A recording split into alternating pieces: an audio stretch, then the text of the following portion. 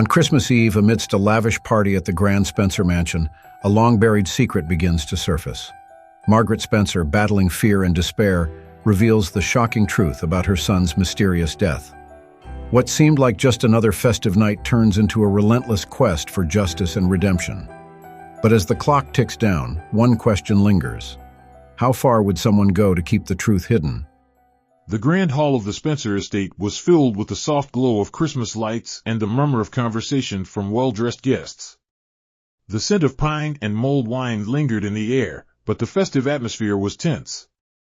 Margaret Spencer stood at the top of the grand staircase, her hands trembling slightly as she gripped the banister.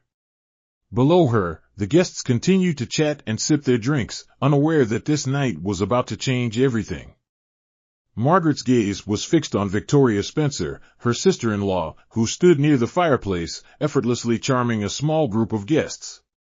Victoria's laughter rang out, a sharp contrast to the storm brewing in Margaret's mind. For years, Victoria had been a constant presence in the Spencer household, always close, always watching. Now, Margaret knew why. "Victoria," Margaret called, her voice steady despite the turmoil inside her. Victoria looked up, her eyes narrowing slightly as she met Margaret's gaze. The room quieted as the guests sensed the shift in the atmosphere. Victoria excused herself from the group and walked over to Margaret, her smile tight. "Yes, Margaret?" Victoria asked, her tone polite, but there was a glint of something darker in her eyes. Margaret took a deep breath, her heart pounding. She had rehearsed this moment in her mind, but now that it was here, the words felt heavy in her throat. She glanced at Nathan, who was standing by the Christmas tree, his posture tense. He had insisted on being here for this, despite Margaret's concerns. "I know the truth, Victoria," Margaret said, her voice louder now, carrying across the room. "I know what you did to my son." A murmur spread through the crowd, and Victoria's smile faltered. She took a step back, her eyes darting around the room as if looking for an escape. "What are you talking about?" Victoria's voice was still controlled, but there was a slight tremor in it now. Margaret didn't hesitate. "You took him from me. You lied about his death, and you kept him away for all these years. Nathan is my son who was never supposed to have died." The silence that followed was thick with shock. The guests looked from Margaret to Victoria, their expressions a mixture of disbelief and curiosity. Victoria's face paled, and for the first time, she seemed at a loss for words. "That's absurd," Victoria finally managed to say, but her voice lacked its usual confidence. "You're clearly upset, Margaret. This is not the place, no." Margaret cut her off, her voice shaking with emotion. "This is exactly the place. These people need to know the truth. Jonathan suspected it too, but he never had the chance to prove it. But I do." She reached into her pocket and pulled out the letter, holding it up for everyone to see. The guests leaned in, their eyes widening as Margaret began to read Jonathan's words. The letter was a confession, an admission that he had always suspected something was amiss with Victoria, but he had been too weak, too grief-stricken to confront her. He had left clues, hoping Margaret would one day find them and uncover the truth. As Margaret read, Victoria's composure crumbled. She tried to interrupt, but her voice was drowned out by the gasps of the guests.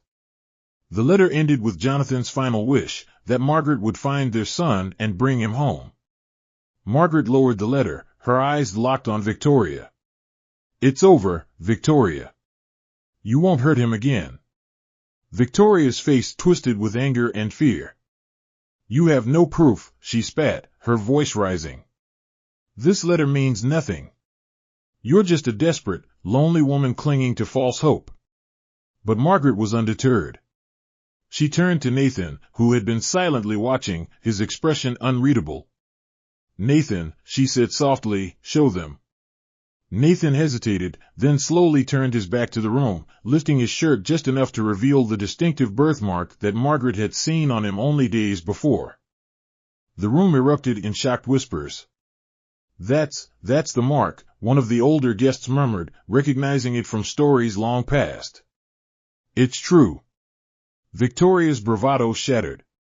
She lunged toward Nathan, her face contorted with rage, but before she could reach him, several guests stepped forward, blocking her path. Her downfall was swift, others moved to restrain her, and the room buzzed with disbelief and outrage. As Victoria was pulled away, screaming denials and threats, Margaret felt a strange calm settle over her. The truth was out, and Nathan was safe. But as she looked at him, standing there with the weight of the world on his shoulders, she knew this was only the beginning.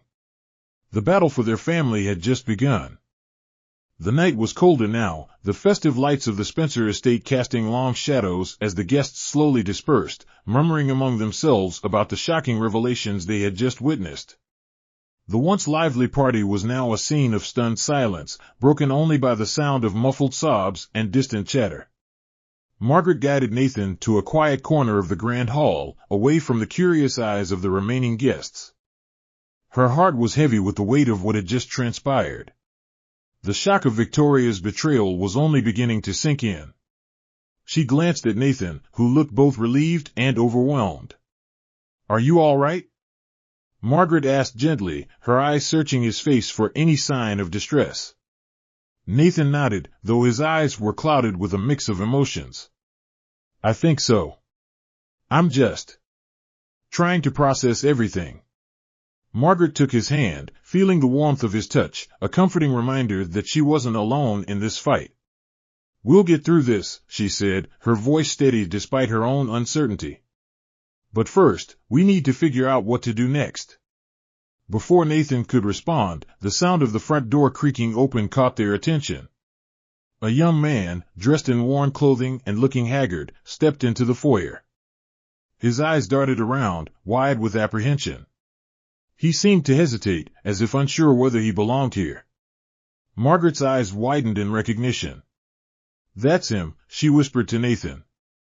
"The man from the garden." Nathan looked up, his gaze meeting the young man's.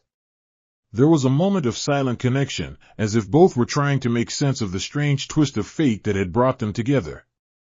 The young man approached cautiously, his face a mix of confusion and exhaustion. "I'm sorry for intruding," he said, his voice barely above a whisper. "I saw the commotion and I didn't know what to do." Margaret stepped forward, her expression softening with empathy. "You don't need to apologize. We're just trying to understand everything that's happened. Please, come in. Let's talk." The young man nodded, still looking wary but willing to follow. Margaret led him to a nearby sitting room, where the remnants of the Christmas party's elegance were still visible, empty glasses, half-eaten appetizers, and scattered decorations. The atmosphere was now tense, filled with a mix of curiosity and anticipation. Once they were seated, Margaret offered the young man a cup of tea, which he accepted with a grateful nod. Nathan watched him closely, sensing that this encounter might hold crucial answers to their questions. "Thank you," the young man said after a few moments of silence, taking a sip of the tea. "I didn't mean to get involved in something so intense. My name is David." Margaret smiled gently. "I'm Margaret, and this is Nathan. We were just having a family situation. You were in the garden. How did you end up there?" David looked down, his fingers tracing the rim of his cup. "I was homeless," he admitted quietly. "I've been out of work for a while, and it's been rough.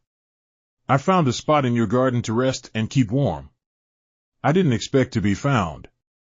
Margaret's eyes softened with compassion. "I'm sorry to hear that. It's been a difficult night for us too, and it seems there's more to this story than we initially thought." Nathan, still processing the evening's events, decided to speak up. "David, do you remember anything about how you ended up there? Anything that might seem out of the ordinary?" David hesitated, then nodded slowly. "Actually, there was something strange. When I was in the garden, I found a locket buried in the dirt. It looked old, and it had some initials on it. I didn't think much of it at the time, but now I wonder if it might be important." Margaret's eyes widened with sudden realization. "A locket? What initials?" David pulled a small, tarnished locket from his pocket and handed it to Margaret. She examined it closely, her heart racing. The initials on the locket matched those from Jonathan's letter, a clear connection to the past that could not be ignored. "Thank you, David," Margaret said, her voice tinged with gratitude and urgency. This could be a key to understanding what happened to Nathan. David looked up, his expression a mix of confusion and curiosity. "What's going on? How does this locket fit into everything?" Margaret took a deep breath, her mind racing as she tried to piece together the fragments of the evening's revelations. "Nathan is my son," she explained. "We've just discovered that he was taken from us, and Victoria Spencer, my late husband's sister-in-law, was involved. This locket might help us uncover more about what happened." David's eyes widened as he absorbed the information. "I had no idea. I'm sorry if I've added to the confusion." Nathan placed a reassuring hand on David's shoulder. "No, you've actually helped more than you know. We need to understand everything we can to find out the truth." As the night wore on, Margaret, Nathan, and David continued to discuss the details of the locket and its significance. Despite the chaos, there was a glimmer of hope that they were getting closer to the truth. Margaret felt a renewed sense of determination as she prepared for the next steps in their search for answers. Margaret and Nathan were up early the next morning, their minds buzzing with the implications of the locket. David had been kind enough to stay the night, offering his support and his unique perspective on the situation. As they gathered around the breakfast table, the atmosphere was one of anxious anticipation rather than the usual warmth of a holiday morning. Margaret had arranged for a private investigator to come over and examine the locket, hoping that professional expertise would shed light on its origins and significance. The investigator, a middle-aged man named Harold Reed, arrived just before noon. He was a no-nonsense type with a keen eye for detail, dressed in a simple suit that belied his years of experience. "Good morning," Harold greeted, shaking hands with Margaret, Nathan, and David. "Let's see what we have here." Margaret handed over the locket, her eyes searching Harold's face for any sign of recognition or surprise. Harold examined it carefully, his magnifying glass revealing intricate engravings and a small inscription on the back. "This locket is quite old," Harold said after a few moments. "The craftsmanship is from the early 20th century. The initials are engraved here, J, S, and M. S, which could stand for Jonathan Spencer and Margaret Spencer." Margaret's breath caught at the mention of the initials. "Jonathan was my husband. This locket must be connected to him somehow." Harold nodded, continuing his examination. "I'll need to do some more research on the inscription and possibly trace the locket's origins. It might lead us to more information about its history." While Harold worked on the locket, Margaret, Nathan, and David sat down in the study to discuss their next steps. The air was thick with tension as they reviewed the details of the letter from Jonathan and the shocking revelation of Victoria's involvement. Nathan spoke up, breaking the silence. "If Victoria was behind this, she must have had a motive. We need to understand why she would do something so drastic." Margaret nodded, her expression troubled. "Victoria always seemed to be obsessed with the family fortune. After Jonathan's death, she became increasingly interested in our assets and connections. It's possible she wanted to secure her position by hiding the truth." David, who had been listening intently, added, "Maybe she was trying to eliminate any threats to her claim. If she knew Nathan was alive, she might have seen him as a potential obstacle." Margaret sighed, feeling the weight of the realization. "That makes sense. But we need concrete evidence to confront her. We also need to find out what happened to my son, if Nathan is indeed Jonathan and my child." The conversation shifted to Nathan's identity. If he were truly their son, there would be documents, memories, or witnesses that could confirm it. They discussed contacting people who had known Jonathan and Margaret, as well as searching through old family records and photos. Harold returned a few hours later, his face serious. "I've managed to trace the locket's origins. It was originally purchased from a jeweler in New York who specialized in bespoke pieces for high society. I've contacted them, and they have records of the locket being ordered for Jonathan Spencer." Margaret's heart raced. That confirms it. The locket belonged to Jonathan. But how does it connect to Nathan? Harold continued, the jeweler also mentioned that this particular locket was a gift for a significant occasion. I'm looking into historical records to determine what that occasion might have been. Margaret thanked Harold, feeling a renewed sense of urgency. Nathan and I will start going through old family records and photos. We need to piece together any information we can find. As they began their search, Nathan and Margaret delved into old family albums, letters, and documents. David, though initially feeling like an outsider, helped by organizing and cataloging their findings. The task was painstaking, but every scrap of information seemed to hold a clue. Hours passed, and as the sun began to set, Margaret came across a faded photograph of a young boy that matched Nathan's appearance. The photo was labeled Jonathan's son in Jonathan's handwriting.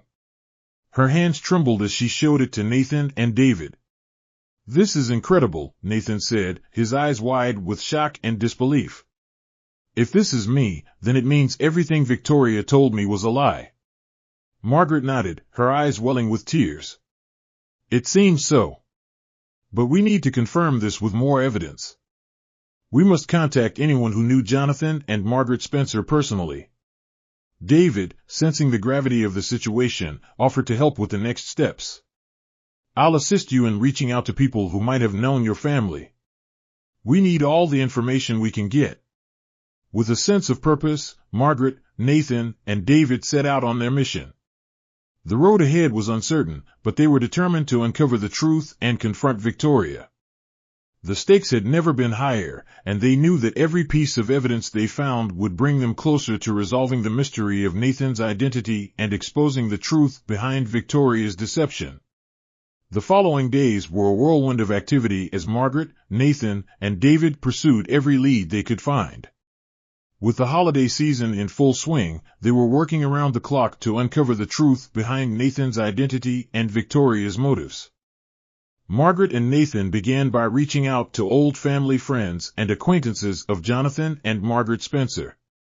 They combed through their contact lists, searching for anyone who might have relevant information. David, meanwhile, dove into the family archives, meticulously reviewing old letters, documents, and photographs to find any additional clues. One morning, Margaret received a call from an elderly woman named Eleanor, who had been a close friend of Jonathan and Margaret Spencer. Eleanor agreed to meet with them, and Margaret arranged for her to visit their home. When Eleanor arrived, she was frail but sharp-eyed, with a demeanor that spoke of a life lived fully. After exchanging pleasantries, Margaret and Nathan shared their findings and concerns with her, hoping for some insight. Eleanor listened intently, her face growing somber as she absorbed the information. Jonathan was a wonderful man, she said after a moment. He and Margaret were devoted to each other and to their son. But there were always whispers and rumors about Victoria. She was ambitious, and she had a certain coldness about her. Margaret leaned forward, her heart pounding. Did Jonathan ever mention anything about the possibility of their son being alive? Eleanor hesitated, her gaze drifting to the window as if searching for the right words. Jonathan did speak of his son from time to time, but not openly. There were hints that something tragic had happened, but no one knew the full story. Jonathan and Margaret kept much of their personal pain private. Nathan, his voice tinged with frustration, asked, "Could you recall anything specific that might help us understand what really happened?" Eleanor thought for a moment, then her eyes brightened with recognition. There was an incident years ago, a fire at the Spencer estate. It was a devastating loss, and rumors circulated about the details. Some said the child was lost in the fire, but there were always inconsistencies. Margaret's pulse quickened. Do you remember any details about the fire or what happened afterward? Eleanor nodded. I remember that Victoria was unusually calm and composed during that time. It struck many of us as odd. And then, shortly after, she became increasingly involved in the family's affairs. Margaret and Nathan exchanged glances, their suspicions growing stronger. If Victoria had been involved in the family's affairs so soon after the fire, she might have had a hand in manipulating the situation to her advantage. With new determination, Margaret and Nathan decided to visit the old Spencer estate.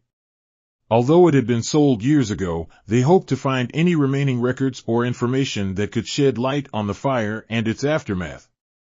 They arrived at the estate, now a private residence, and spoke with the current owners.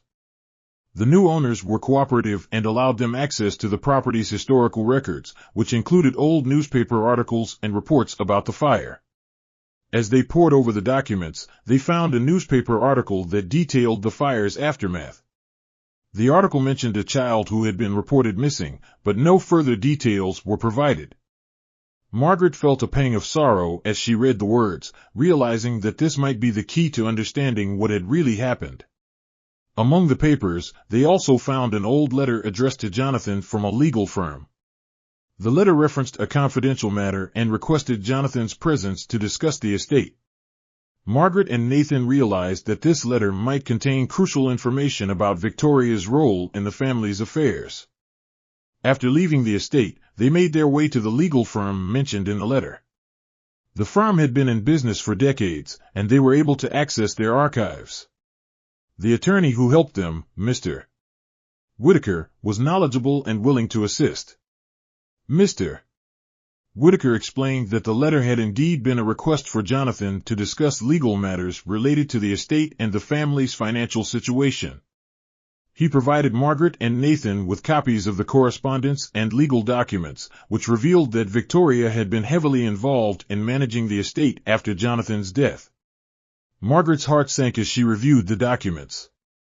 It was clear that Victoria had been instrumental in consolidating her control over the family's assets and had taken steps to erase any trace of the child who was supposedly lost in the fire. With the new evidence in hand, Margaret and Nathan felt they were getting closer to the truth. They planned to confront Victoria with the findings and demand answers about the missing child and her involvement in the family's affairs.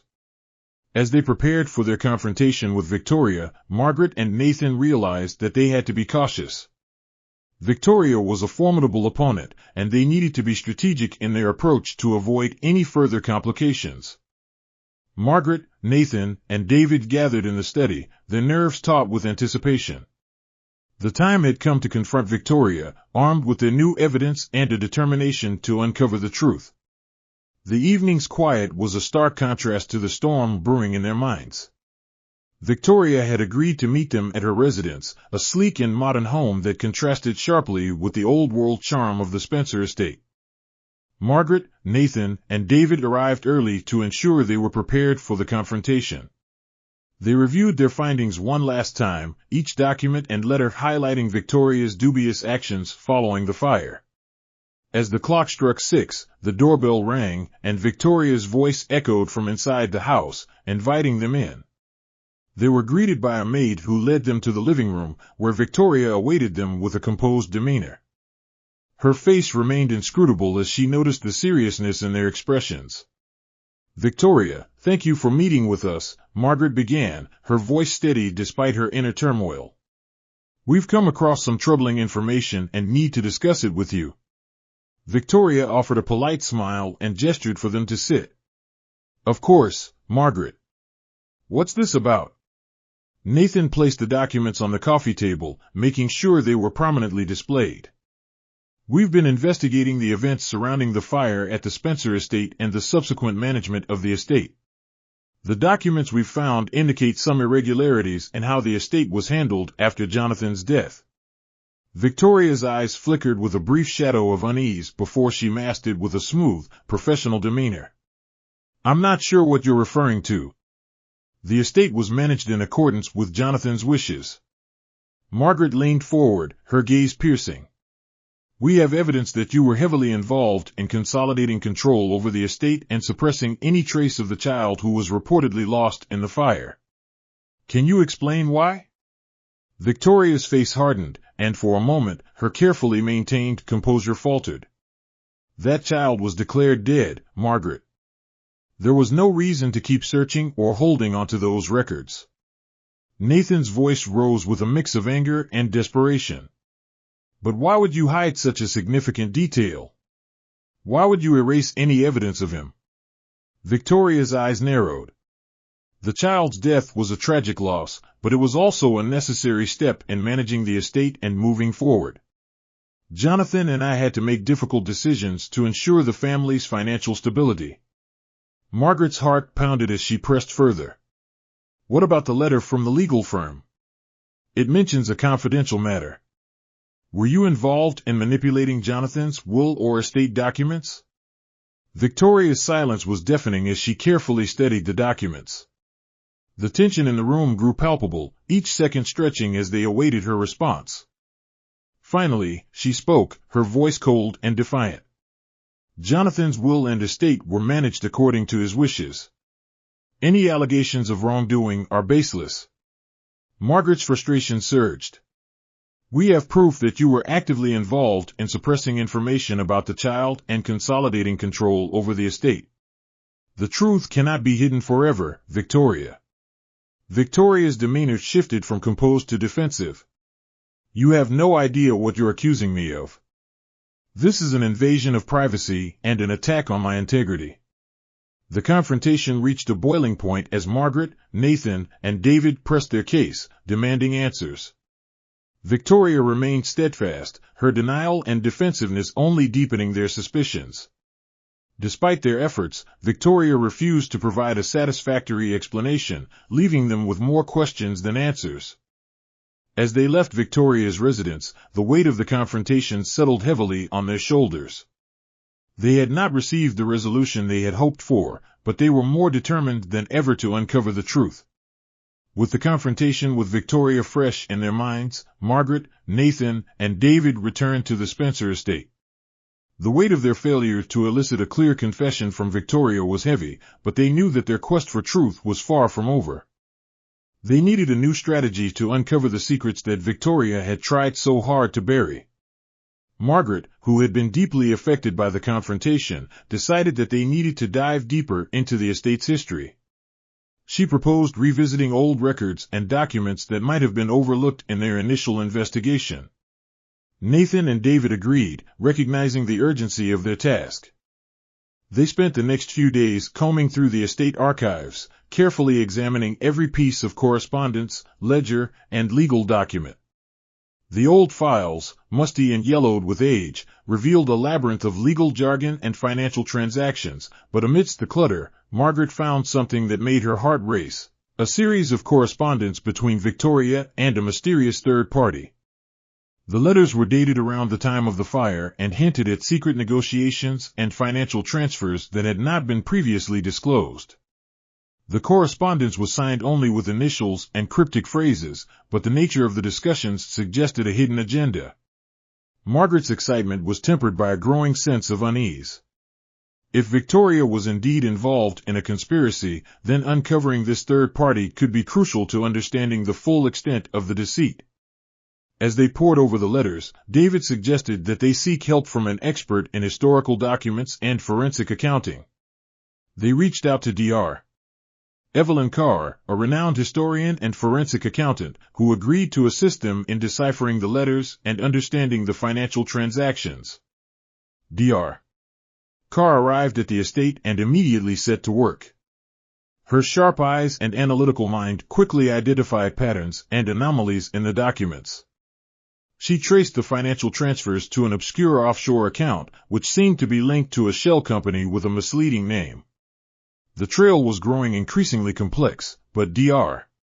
Carr's expertise provided hope that they could unravel the mystery. As they worked with Dr.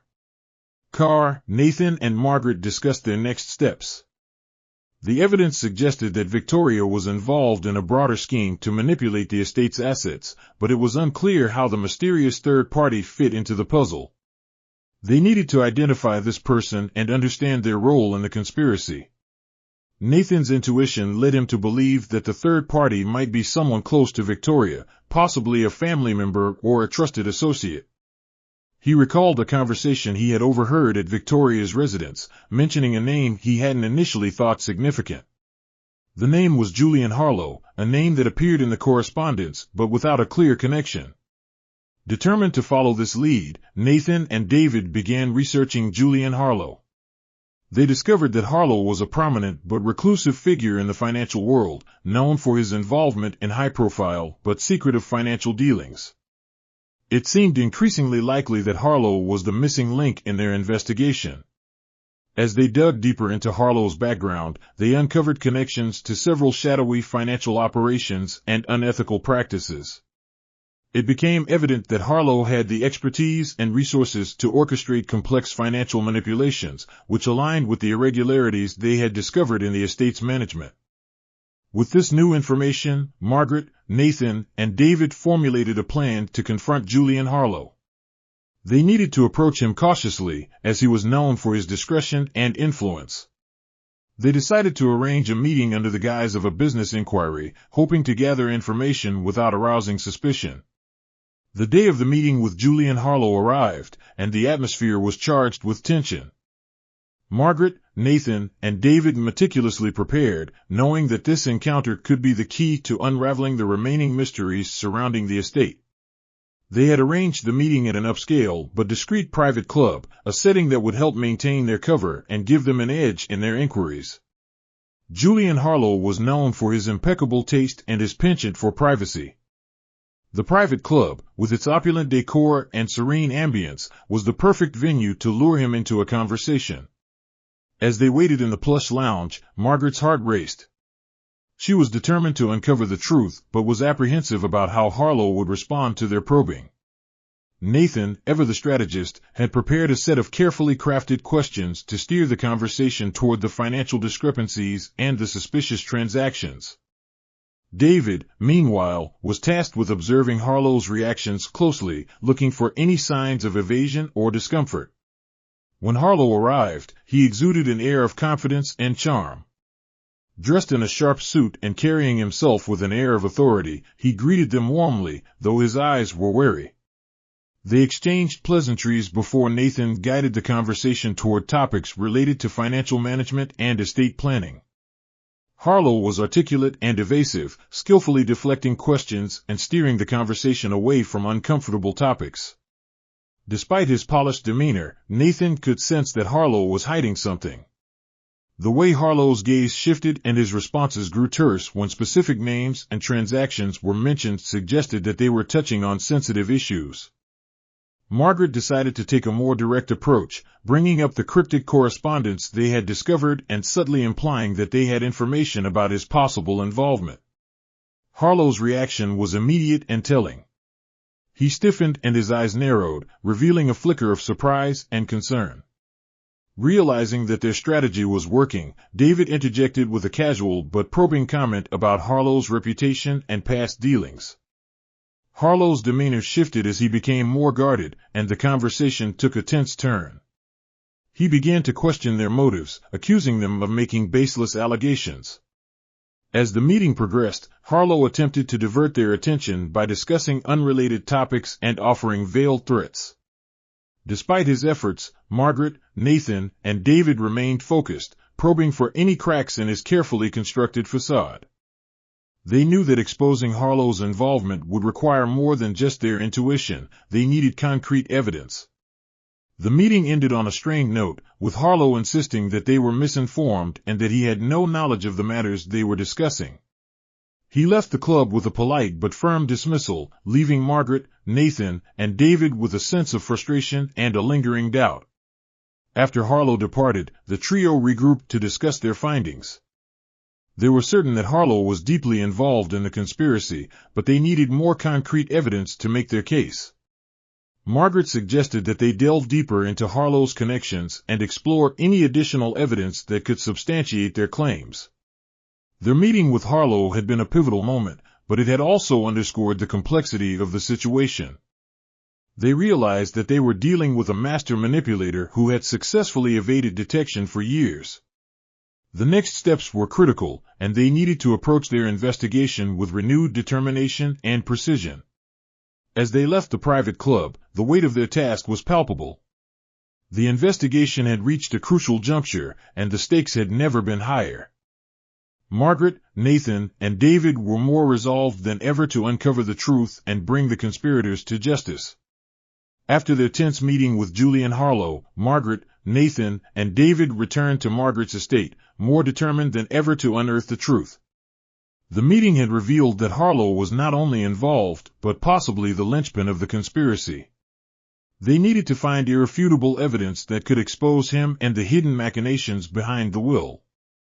Margaret, who had been increasingly vigilant, decided to focus on a lead that had previously seemed peripheral, a collection of old family letters and documents stored in a dusty corner of the estate's library.